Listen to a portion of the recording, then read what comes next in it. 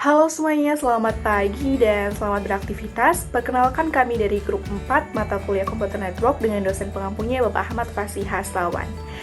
Yang beranggotakan Nur Syalsabila dengan NIM-nya 53024222012, kemudian Gisharle Brilia dengan NIM-nya 53024222029, dan saya sendiri Nisa Mafrutunalia dengan NIM-nya 53024222069. Nah, di video kali ini kami akan presentasikan hasil dari proyek kelompok kami mengenai perencanaan jaringan, yaitu gedung E11, E8, dan E6. Nah, di sini kami menggunakan Cisco Packet Tracer, di mana Cisco Packet Tracer sendiri adalah aplikasi simulator yang dibuat oleh Cisco System yang merupakan alat e-learning digunakan untuk buat topologi jaringan. Nah, biasanya digunakan sebagai media pembelajaran dan pelatihan, dan juga dalam bidang penelitian simulasi jaringan komputer. Baik, untuk konsep dan kelebihan dari perencanaan jaringan yang telah kami buat akan disampaikan oleh teman kami, yaitu Gisharle Brilia.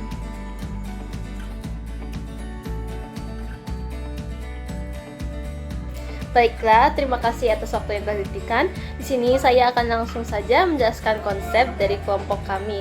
Di sini kami akan menggunakan 5 buah gedung, yaitu gedung E11, gedung E8, gedung E6, gedung dekanat FT, dan gedung server. 5 gedung ini kami akan hubungkan dengan bentuk jaringan yang telah kami buat.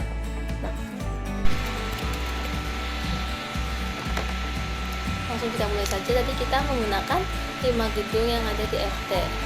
Yang pertama ada E11, terus yang kedua ada E6, yang ketiga ada E8, ada gedung dekanat FT, dan juga ada ruang server. Nah, 5 gedung ini terhubung menjadi satu. Ada satu router pusat yang terhubung ke 4 gedung. Nah, khusus untuk dekanat FT yang mempunyai router dan switchnya tersendiri. Router cloud terhubung ke email server. Jadi di dalam semua gedung menggunakan sistem cloud email server, mereka semua saling terhubung. Lalu kita akan lanjut saja ke masing-masing gedung. Kita mulai dulu dari gedung E11. Di E11 ini terdapat 3 ruangan, yaitu ruang 1, ruang 2, dan ruang dosen.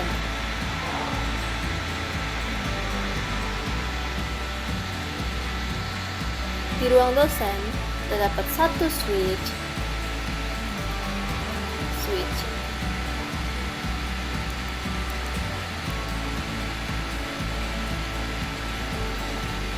dapat 1 switch, 1 access point, 4 PC, dan 1 printer. Mereka mendapatkan IP DHCP dari router, dan di ruang dosen menggunakan VLAN 10, sehingga IP yang didapatkan adalah 192.168.1.0/24. Nah, untuk ruang 1 menggunakan 1 switch,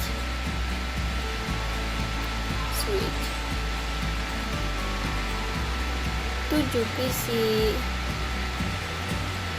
Nah, di ruang ini menggunakan VLAN 30.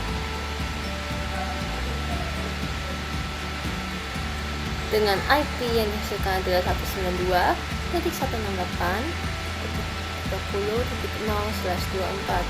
Untuk ruang 2 terdapat 1 switch,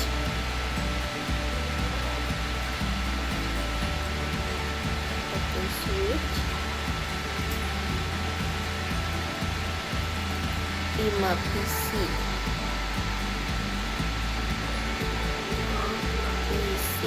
dan menggunakan VLAN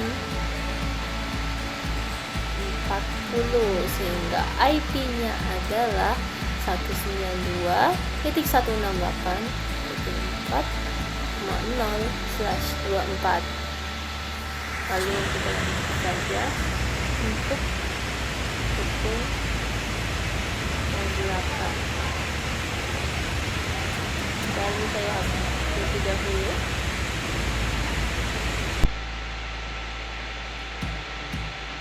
Oke, lanjut saja untuk gedung E8. Nah, di gedung E8 ini hanya ada satu ruangan.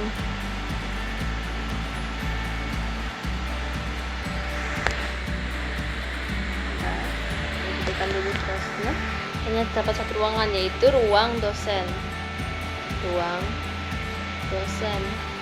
Nah, di ruang dosen ini menggunakan satu switch,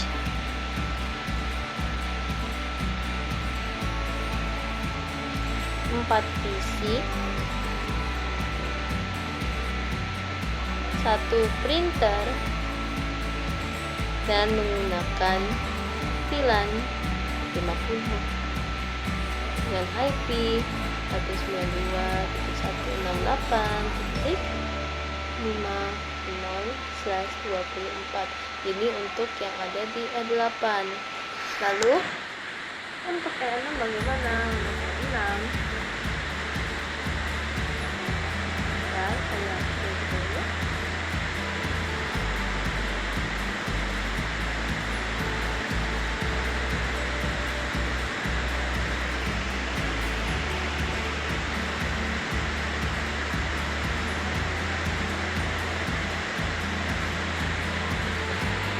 Untuk E6 juga hanya ada satu ruangan, yaitu ruang dosen.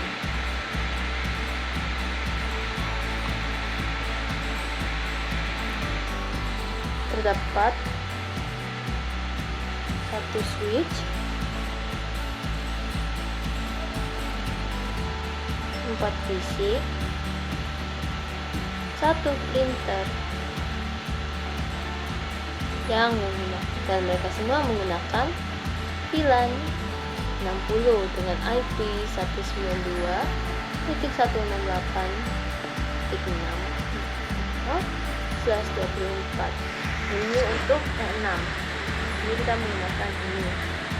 Lalu bagaimana dengan ruang yang di gedung lain?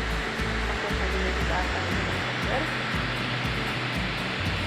Sudah kita ketahui juga gedung server hanya terdiri dari satu ruangan yang terdapat satu switch,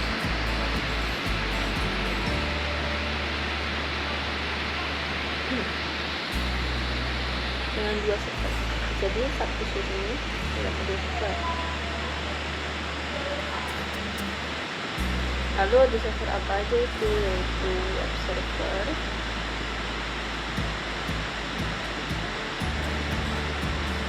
dan itu server. Tidak lupa pula terdapat satu PC di ruang ini. Ini yang ada di sini. Lalu untuk pemeriksaan SSD,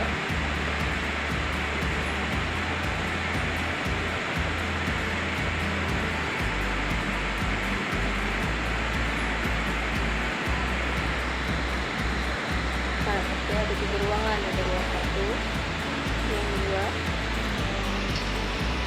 dan ruang admin.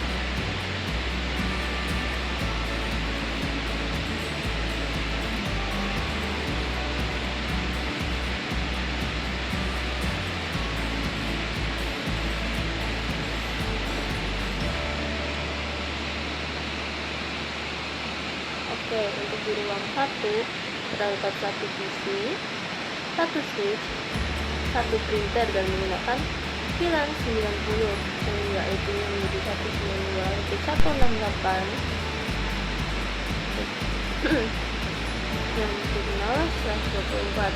Untuk di ruang 2 terdapat satu PC, satu switch,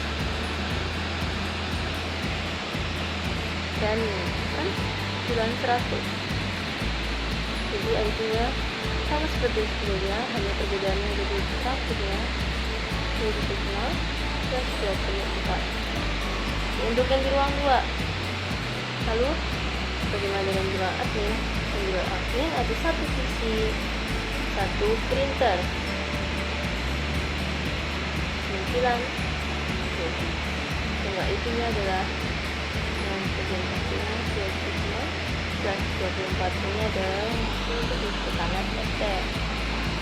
Semua gedung dan ruangan saling terhubung satu sama lain.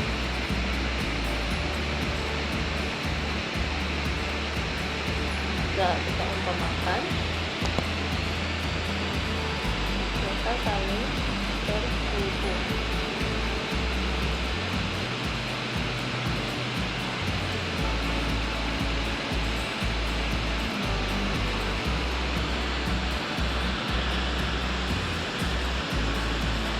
Lima gedung ini saling terhubung satu sama lain.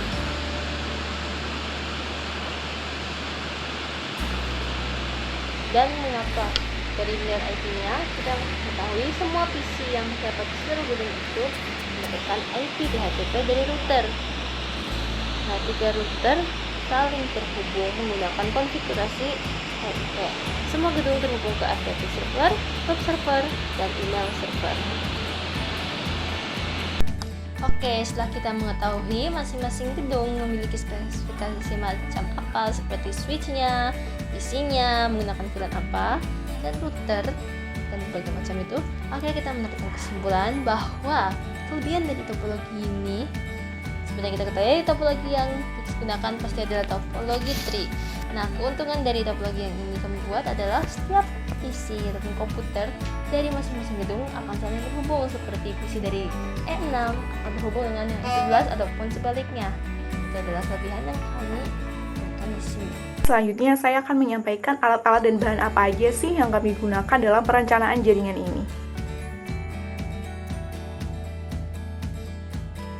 Nah, yang pertama yaitu adalah router. Di sini, router adalah perangkat jaringan yang fungsinya itu menghubungkan 2 atau lebih jaringan komputer seperti antar jaringan lokal dan jaringan luas. Nah, selain menghubungkan jaringan, router digunakan untuk mengarahkan lalu lintas data dan menyediakan keamanan jaringan yang diperlukan. Di sini kami menggunakan 3 router, di mana satu digunakan sebagai main kampus router, satunya lagi sebagai cloud, dan terakhir sebagai ruang dekanat EFT. Jadi nantinya antara router 1 dengan router 2 dan router 3 itu akan saling terhubung. Nah, kemudian yang kedua yaitu switch. Nah, switch adalah perangkat jaringan yang fungsinya menghubungkan beberapa perangkat dalam sebuah jaringan lokal atau local area network, dan memungkinkan pertukaran data antar perangkat-perangkat tersebut. Nah, switch digunakan mengirimkan data antar mereka, membagi jaringan menjadi segmen-segmen, dan meningkatkan keamanan dan performa jaringan. Di sini kami menggunakan 3 jenis switch, yaitu switch 2960, switch 3560 24PS, dan switch 3650 24PS.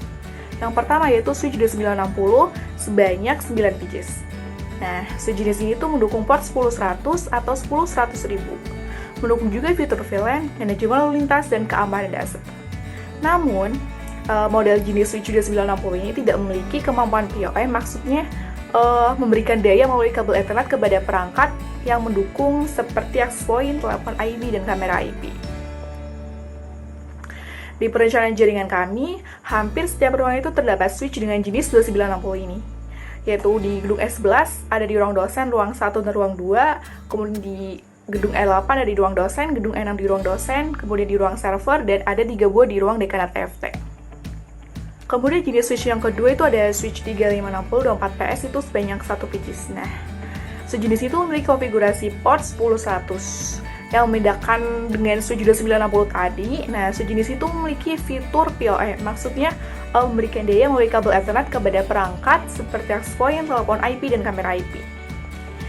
Switch ini kami gunakan sebagai main kabel switch yang nantinya itu untuk menghubungkan tiap switch jenis 2960 tadi yang terdapat di hampir setiap ruang, kecuali ruang 1 dan ruang 2 di gedung dekanat FT.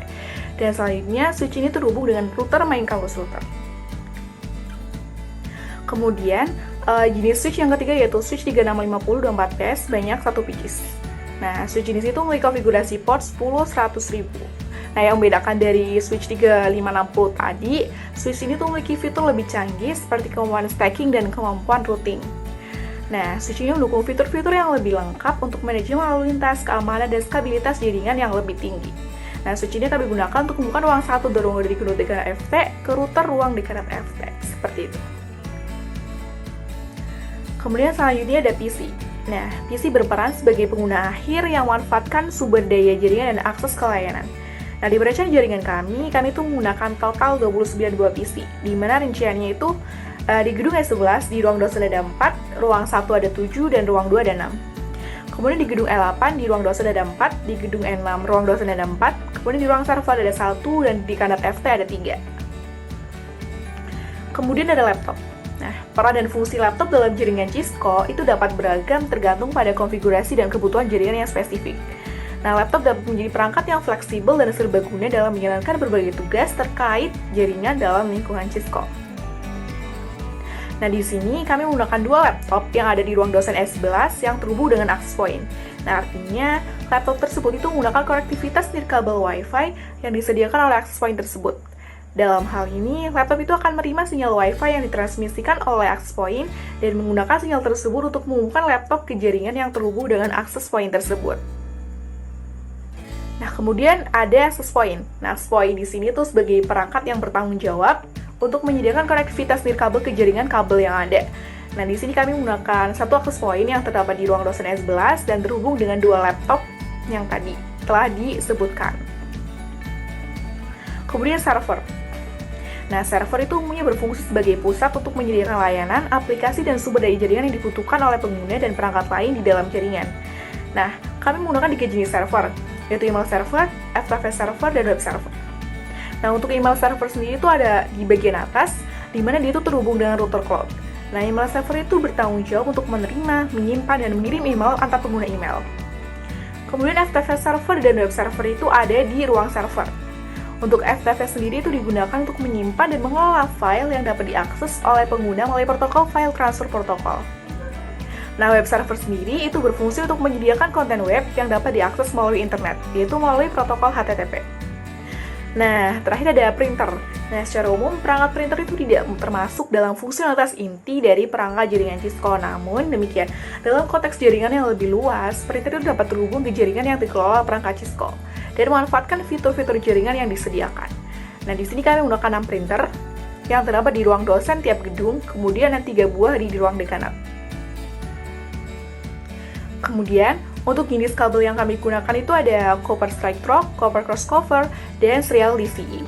Nah, untuk copper strike through sendiri, atau kabel yang lurus seperti itu adalah jenis kabel yang digunakan dalam jaringan komputer untuk menghubungkan perangkat dengan fungsi yang berbeda, seperti menghubungkan komputer ke switch atau komputer ke router, seperti itu. Nah, sedangkan copper crossover, kabel yang putus-putus itu adalah kebalikan dari copper strike through, di mana kabel ini digunakan untuk menghubungkan perangkat dengan fungsi yang sama, seperti komputer-komputer atau switch ke switch. Kemudian ada CLDC atau kabel merah ini atau Data Communication Equipment. Nah, pada perangkat Cisco mengacu pada port serial yang berfungsi sebagai perangkat komunikasi data. Nah, port CLDC ini pada perangkat Cisco biasanya digunakan untuk menghubungkan dengan perangkat DTE atau Data Terminal Equipment seperti router lainnya atau perangkat jaringan lainnya yang memerlukan sinyal clock eksternal. Oke, sekian penjelasan dari saya mengenai alat dan bahan yang kami gunakan. Kemudian mengenai konfigurasi dari perencanaan jaringan yang kami buat itu akan disampaikan oleh Nur Sabila.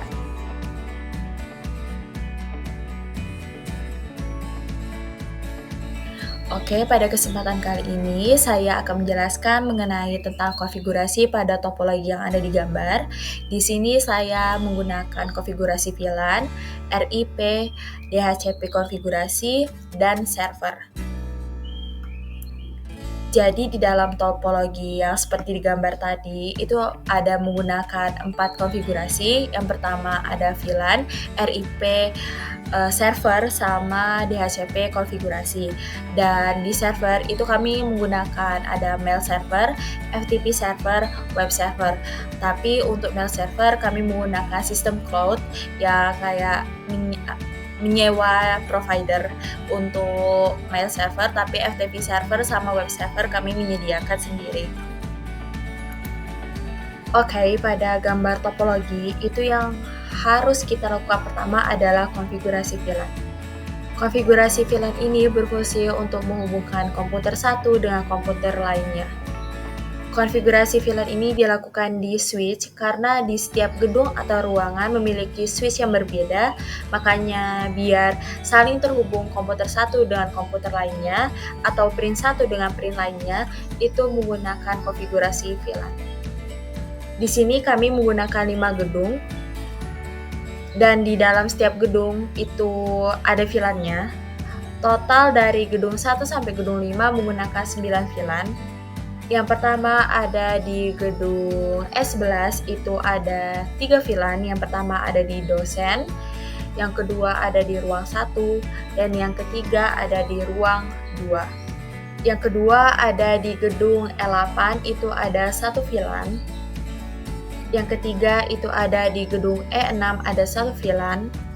Yang keempat itu ada di ruang server, juga memiliki 1 VLAN.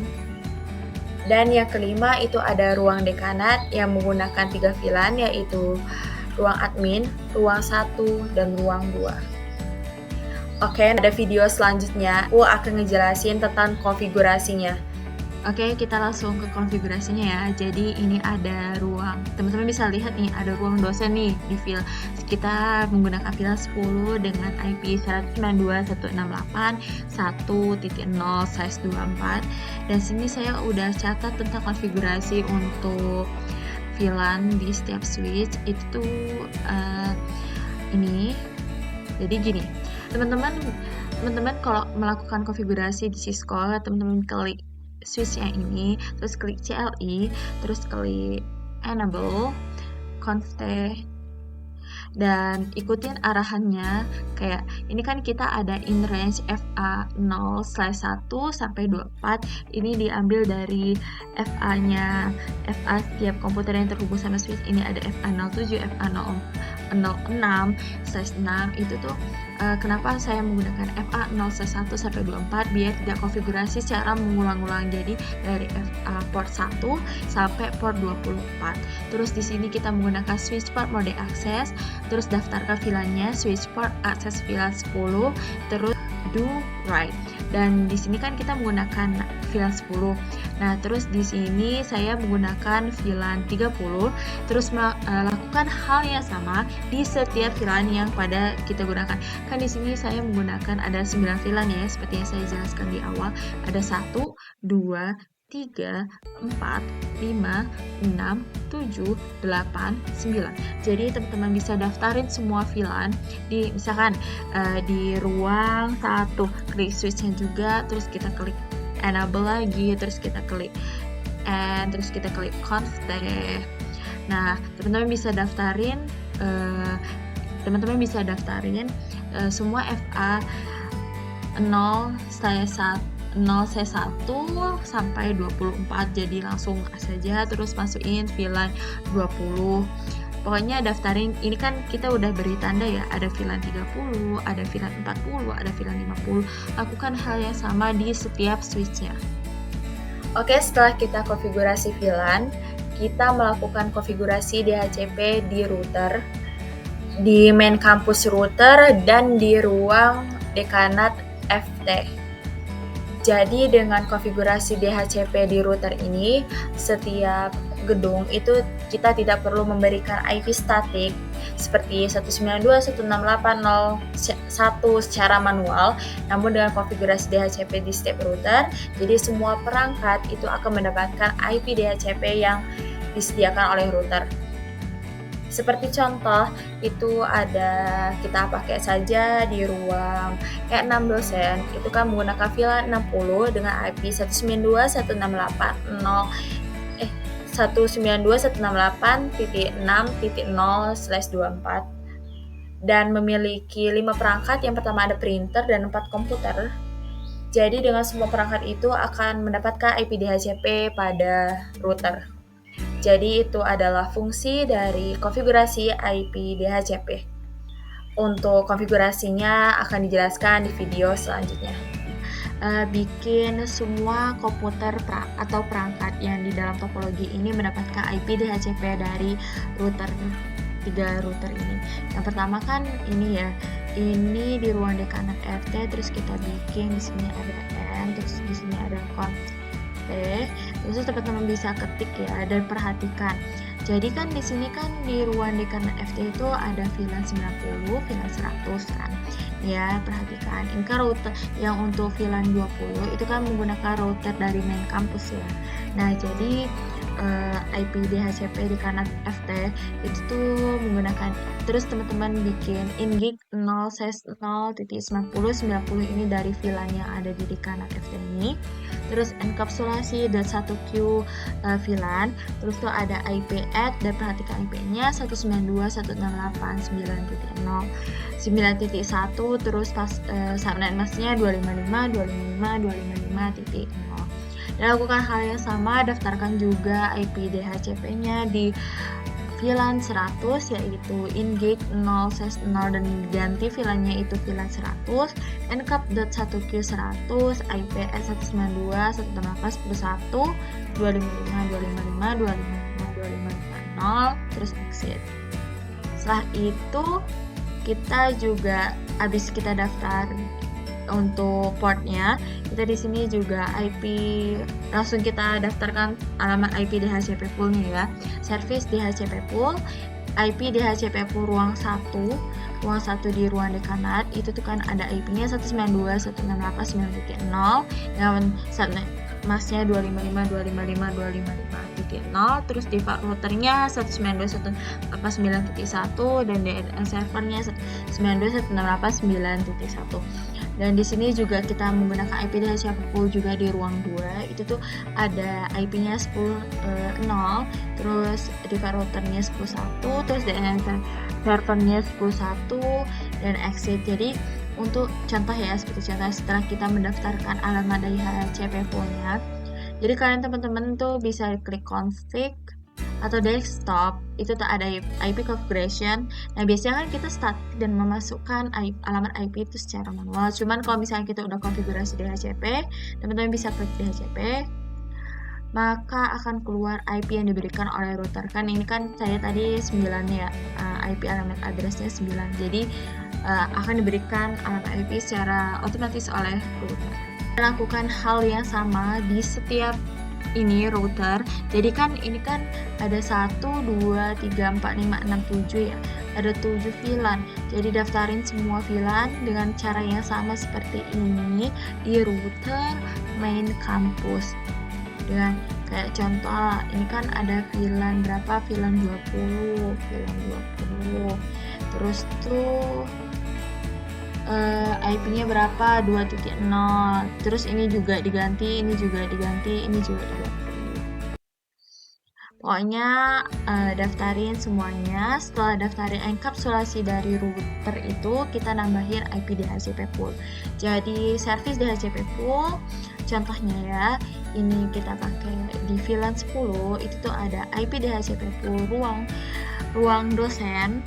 Ini perhatikan ruang dosen itu tuh menggunakan alamat network itu 1.0. Ini diganti, pokoknya caranya sama seperti cara yang di ruang dekanat itu 1.0, terus DNS servernya 1.1, terus ini juga di routernya 1.1. Terus lakukan hal yang sama untuk ruang 1 di S11, ruang 2 di S11, ruang dosennya di E8, terus ruang dosennya di E6 dan ruang server. Setelah kita konfigurasi mengenai tentang DHCP pada setiap gedung atau setiap router, kita melakukan tindakan selanjutnya yaitu RIP. Kepanjangan dari RIP adalah Routing Information Protocol. Jadi fungsi dari konfigurasi ini adalah teman-teman bisa melihat di dalam topologi itu menggunakan 3 router, yaitu ada router dari ruang dekanat, yang kedua ada main campus router, sama untuk mail server ya, ruang sistem cloud.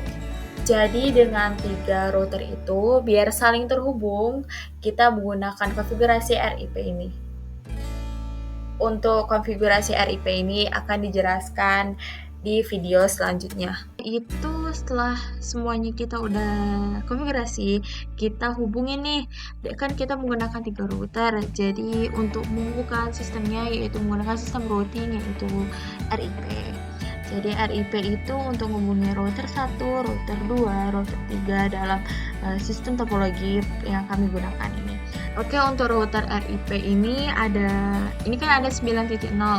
ada 9.0, berarti kita juga daftarin 10.0 kan sama ini ya. Terus sama ini 10.0. Terus itu di main campus itu ada 8.0, pokoknya daftarin semuanya yang secara terhubung secara langsung pada router. Terus ada di cloud ini juga kan ada 10.04 sama 20.00. Oke, langkah terakhir yang dilakukan pada topologi ini adalah konfigurasi server. Di Cisco itu di konfigurasi server udah disediain kayak mail server, web server, FTP server, dan sebagainya. Di dalam topologi ini kami menggunakan 3 server. Yang pertama ada web server, ada FTP server, dan ada email server. Untuk FTP server dan web server itu tuh kami menyediakan dari kampus sendiri, sedangkan email server kami menggunakan dari sistem cloud.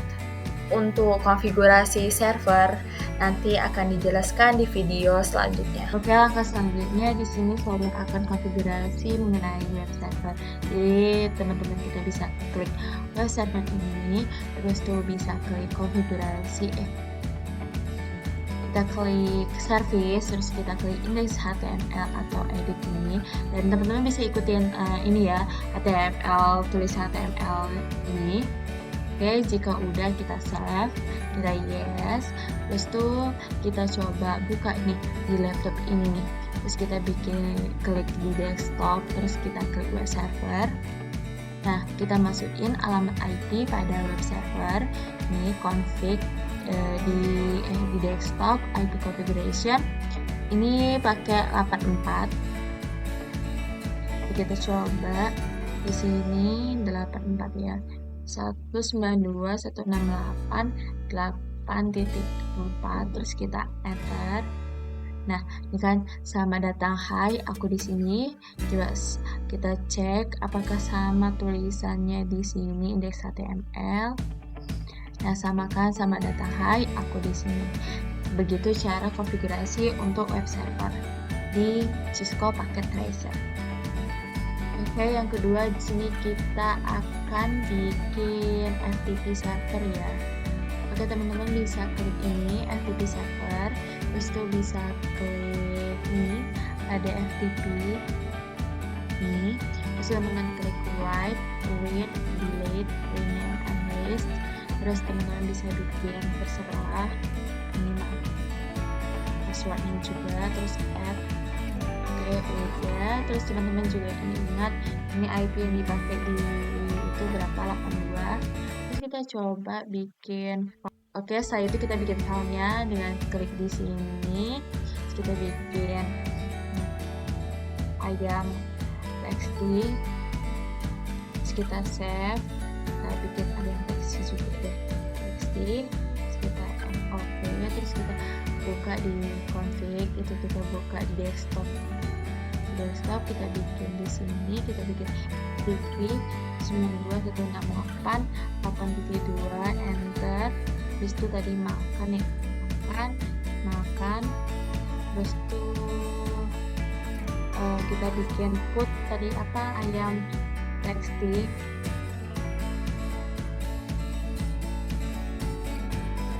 Oke, ini udah selesai, kita transfer file.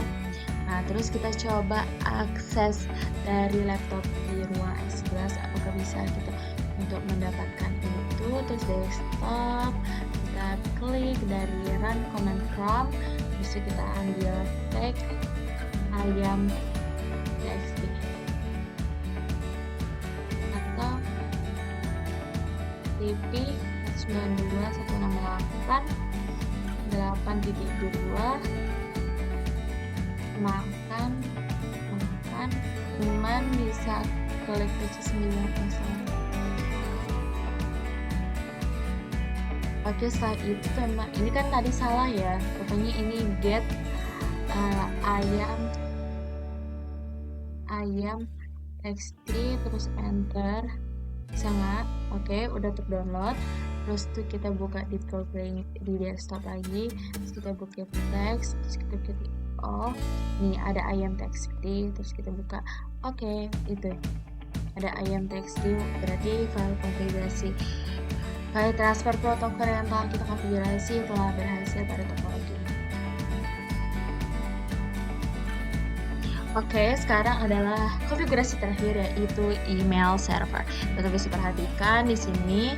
Nah, di sini tuh ada user. Teman-teman bisa bebas ya isinya apa. Terus domain name juga bebas isinya apa. Yang penting ada akhiran com. Terus di password juga bebas mau diisi apa. Di sini aku udah bikin tadi. Aku bikin love dengan password love, dan makan juga passwordnya makan.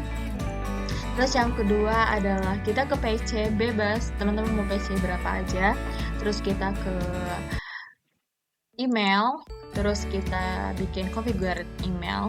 Terus teman-teman bikin ini, kan tadi kan aku mau di PC ini tuh nama email yang di PC ini tuh ada makan.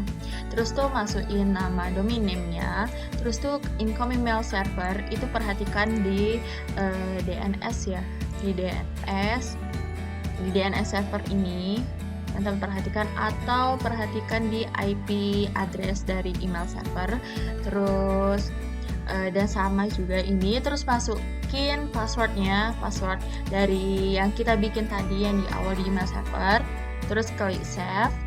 Terus di PC yang lain, misalnya aku mau pakai PC 1, terus tuh kita ke desktop, kita ke email, terus kita ke configure email, terus tuh itu masukin namanya. Tadi kan aku mau daftarin makan sama love, dan aku juga jadi aku tadi kan makan udah, jadi kita masukin love, ini nama domain servernya, terus domain name-nya, terus ini ada incoming mail server, masukin IP-nya juga, terus username sama passwordnya juga, terus klik save.